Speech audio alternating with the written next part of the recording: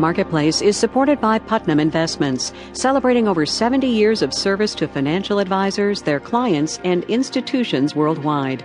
Putnam Investments, a world of investing. Produced in association with the University of Southern California. Jobs and the lack thereof has been the story of this recession. The July unemployment report we got this morning didn't do anything to change that. From American Public Media, this is Marketplace. Marketplace is supported by Progressive Insurance, with more than 30,000 local independent agents. Information available at progressive.com. And by Yellowbook 360, offering a spectrum of marketing tools for small businesses designed to go beyond yellow. More at yellowbook360.com.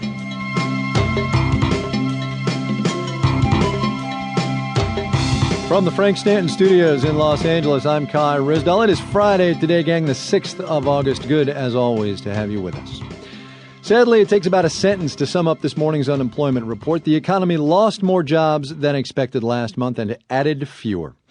The numbers go something like this. Only 71,000 positions were created by the private sector in July. The government let a whole bunch of census workers go, and Washington wasn't the only one laying people off. State and local governments cut 48,000 people. Those kinds of layoffs have been happening for a couple of years now at the state and local level, and that has big implications for the rest of the economy. Marketplace's Stacey Vanek Smith reports. Over the last year and a half, local governments have laid off more than 250,000 people. Another 250,000 are expected to lose their jobs over the next year and a half. Chad Stone is with the Center on Budget and Policy Priorities. Unlike the federal government, which can run a budget deficit, states have balanced budget requirements so that when the economy turns weak, they're required to find ways of bringing their budgets back into balance. State and local governments are the largest employers in the country. To balance their budgets, they've cut back police, transit agencies, and education. I received my notice on June 16th. Persida Tuggle was the principal of a school in Jackson, Mississippi. She was laid off along with more than 100 colleagues after her state's education budget was slashed. Our directors worked together to name a number that would be cut. My people told me, Tuggle, your name is on the list. And as it turns out, it was. Meanwhile, the budget gaps keep growing. States are expected to be $140 billion in the red next year. And that means we're still going to see a lot of job cuts, program cuts, and also tax increases.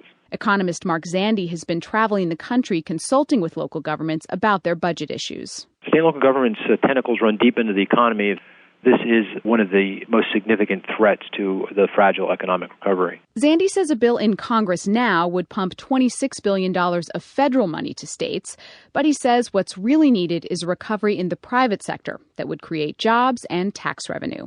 I'm Stacey Vanek Smith for Marketplace. One glimmer of good news in the American job market might be a change in attitude by some companies. Some of them have started bringing back jobs they outsourced to China and other low-wage countries. Enough so that it's actually got a name, onshoring. From New York, Jill Barchet reports.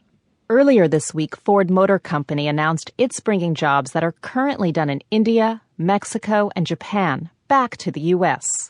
Marcy Evans is the manufacturing communications manager at Ford. You know, there are a lot of other costs that go into the equation when you are talking about where to source a product or a component. It's more than just labor costs that have to be considered. She cites transportation and quality costs. Mark Kryko is the president of Sleek Audio.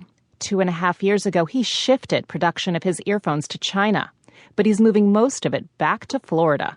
The quality issue was our biggest problem. It forced us to hire people to inspect each and every little item that was coming back from China. Producing quickly can be more important than producing cheaply. Kevin Potts is a vice president at mTaurus, which works with companies on their supply chain costs. He says most of his clients are considering onshoring. I think another perfect